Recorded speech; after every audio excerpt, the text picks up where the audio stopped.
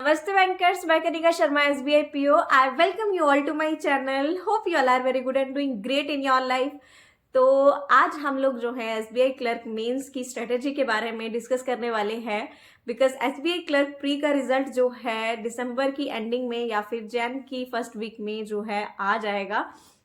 हमें मेंस की प्रिपरेशन तो अपनी जारी रखनी चाहिए. Without wasting any time let's just start this discussion. तो हम ना सबसे पहले डिस्कस करेंगे वन बाय वन हर एक सेक्शन के बारे में. आफ्टर दैट जो है मॉक टेस्ट कितना इंपॉर्टेंट है और किस तरह से आपको मॉक टेस्ट लगाना चाहिए इस बारे में भी डिस्कस करेंगे. सबसे पहले हम बात करते हैं कि कौन सी मोस्ट इंपॉर्टेंट सेक्शंस रहती हैं. तो आप सबको मालूम ही होगा वो है आपकी जो करंट अफेयर्स की सेक्शन है यानी जीए की सेक्शन है एंड प्लस जो आपकी इंग्लिश की सेक्शन है. ये दोनों सेक्शन एक्चुअल में आपका जो मेंस है ना उसमें आपको बहुत बड़ा एज दिलवा सकती हैं. अगर जिन लोगों का करंट अफेयर्स जो है इतना अच्छा नहीं है, इन्होंने नहीं पढ़ा है अगर स्टार्टिंग से, so I be very frank to you कि आप लोगों को अब जो है इस टाइम पे तो कम से कम अपने करंट अफेयर्स की जो प्रिपरेशन है उसको बहुत ज़्यादा जो है बूस्ट करने की नीड है. बिकॉज करंट अफेयर्स जो है वो एक ऐसा सेक्शन है, अगर आपको आता है क्वेश्चन तो आता है, नहीं आता है तो नहीं आता है इसमें और करंट अफेयर्स ऐसा सेक्शन है जो बहुत इजी होता है. क्लरिकल मेंस में तो स्पेशली बहुत इजी रहता है, इतने डिफिकल्ट और घुमा के क्वेश्चन नहीं पूछे जाते हैं एंड मोस्ट स्कोरिंग सेक्शन भी रहता है. जिन लोगों ने भी करंट अफेयर्स को ज़्यादा टाइम दिया होता है वो लोग सच में जो हैं एक एज में रहते हैं आपसे. ट्राई कीजिए कि करंट अफेयर्स की सेक्शन को अच्छे से प्रिपेयर कर लीजिए. एंड मेरे चैनल पे एक मेंस की स्ट्रेटेजी पड़ी हुई है करंट अफेयर्स की, वो आप लोग देख सकते हैं. नीचे मैं पिन कमेंट में उसका लिंक डाल दूंगी एंड प्लस डिस्क्रिप्शन में भी डाल दूंगी. Do watch that. इससे आपकी थोड़ी सी जो स्ट्रेटेजी है ना आपको समझ आएगा कि आपको किस तरह से अपने करंट अफेयर्स की जो प्रिपरेशन है उसको लेकर के जाना है इन दिनों में. एंड आफ्टर दैट अब हम बात करते हैं हमारे इंग्लिश की सेक्शन की. जो इंग्लिश की सेक्शन है वो ज़्यादातर डिपेंड करती है आपके रीडिंग कॉम्प्रिहेंशन पे.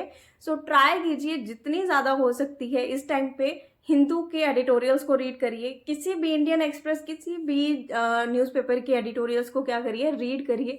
बिकॉज रीडिंग करने से ही आपकी जो है उस टाइम पे रीडिंग में प्रैक्टिस अच्छी होगी, तभी आप जो जल्दी जल्दी से रीड करके उसका क्रक्स निकाल पाएंगे एंड उन क्वेश्चंस के आंसर कर पाएंगे.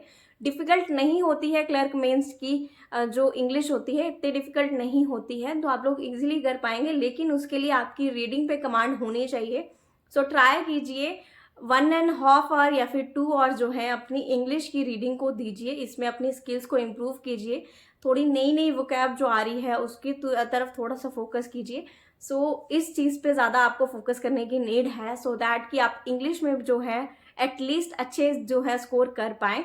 और गेस वर्क आपको इन दोनों सेक्शंस में नहीं करना है. आप सोच रहे हो कि मेंस का एग्जाम है एंड हम गेस वर्क करें, तो बिल्कुल भी इस तरह का चांस मत लीजिएगा. बिकॉज बहुत मेहनत लगती है मेंस तक आने में, प्री क्लियर करने में, इतने कंपटीशन में. तो इस चीज़ को सिर्फ गेस वर्क की वजह से गवाइएगा मत.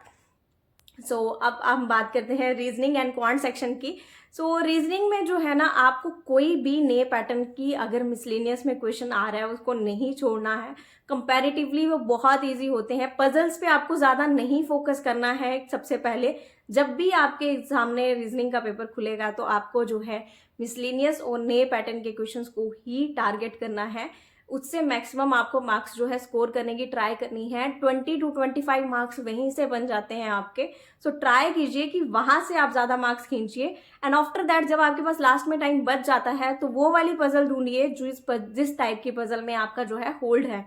टेबुलर फॉर्म में अगर आपका होल्ड है, सिटिंग अरेंजमेंट में होल्ड है, जिस भी तरह की पजल में आपका होल्ड है वो वाली पजल को सबसे पहले चूज करके सॉल्व करने का ट्राई कीजिए. इस तरह से आपको अपनी रीजनिंग की स्ट्रेटेजी को रखना है. एंड आफ्टर दैट अब हम बात करते हैं हमारे क्वांट सेक्शन की. क्वांट में आपको जो है डीआईज पे फोकस करना होता है. पता है कि डीआईज ही आने वाली हैं. आपको क्या करना चाहिए, अर्थमेटिक के अपने कुछ टॉपिक्स जो हैं उनको जो है अच्छे से ब्रशअप कर लीजिए, उनके बेसिक्स को अच्छे से ब्रशअप कर लीजिए. बिकॉज डिफिकल्ट नहीं होती हैं डीआईज भी, बट क्वांट में भी आपको मिसलिनियस तो आते ही हैं. सबसे पहले आपको क्वांट में मिसलिनियस को करना है, आफ्टर दैट डीआईज को करना है. और डीआईज भी वो वाली करनी है जो टॉपिक आपका स्ट्रांग है. लेकिन आपको प्रॉफिट एंड लॉस हो गया, एसआईसीआई हो गया, और टाइम एंड वर्क हो गया, इस तरह की डीआईस की प्रैक्टिस अच्छे से कर लेनी चाहिए, बिकॉज इनमें से कोई एक डीआई तो आ ही जाती है इन टॉपिक्स में से। और इन टॉपिक्स के बेसिक्स को भी अपने अच्छे से ब्रशअप कर लीजिए, सो दैट कि आप लोग जो हैं अपने मार्क्स जो हैं कलेक्टिवली अच्छे बना पाएं। बिकॉज आपको चारों सेक्शंस को एक साथ लेकर के चलना है, लेकिन आपको ट्राई करना है कि आप जीए में अच्छा स्कोर कर पाएं। एंड अगर आपकी इंग्लिश नहीं अच्छी है कोई बात नहीं, लेकिन रीडिंग करके आप क्या करिए, एटलीस्ट उसका सेक्शनल कट ऑफ वगैरह या फिर एक अच्छा स्कोर तो लाने की ट्राई कीजिए, 10 to 15 इतना तो ले आई मार्क्स। और आफ्टर दैट रीजनिंग में आपको मिसलिनियस पे और नए पैटर्न के क्वेश्चंस पे फोकस करना है। एंड आफ्टर दैट क्वांट पे भी आपको मिसलिनियस पे, रॉन्ग नंबर सीरीज हो गई, नए पैटर्न की सीरीज आ रही है कोई, उस तरह के क्वेश्चंस पे फोकस करना है। आफ्टर दैट डीआईस पे फोकस करना है, और जो है miscellaneous portion he reasoning and quant दोनों में जो है सॉल्व करना है।